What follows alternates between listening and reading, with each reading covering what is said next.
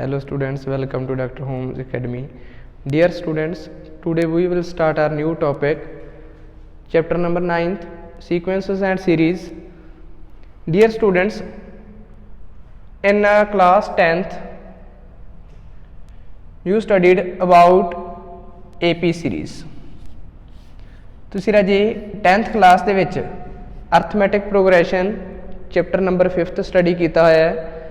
बिल्कुल सेम उस चैप्टर नाल रिलेटेड है।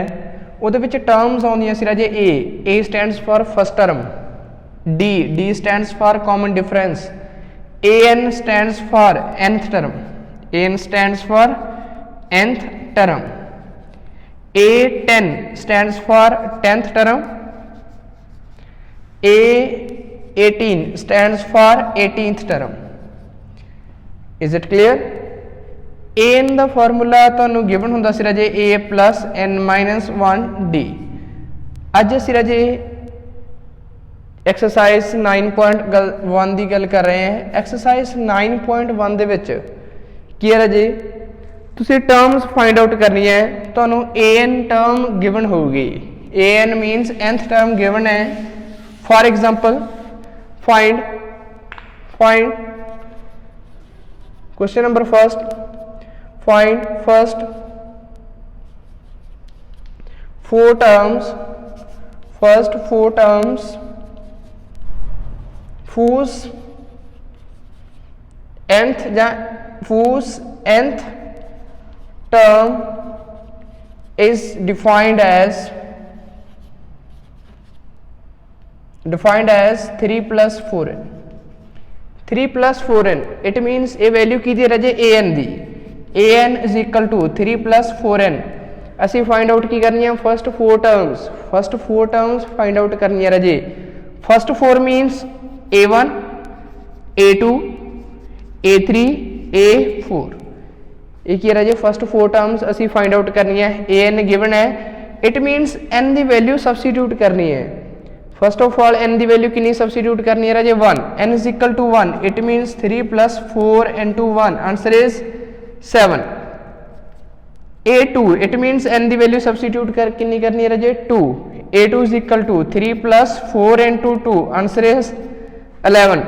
A3 इट मीनस n की वैल्यू सबस्टिट्यूट कर दे राजे 3, n3 is equal to 3 plus 4 into 3, answer is 15।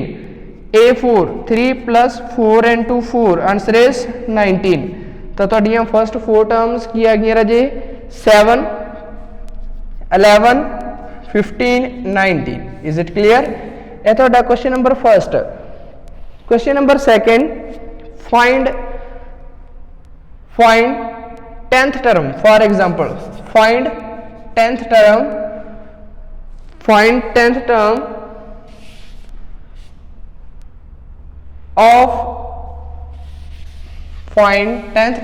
of a progression whose nth term is defined as, question number second, find 10th term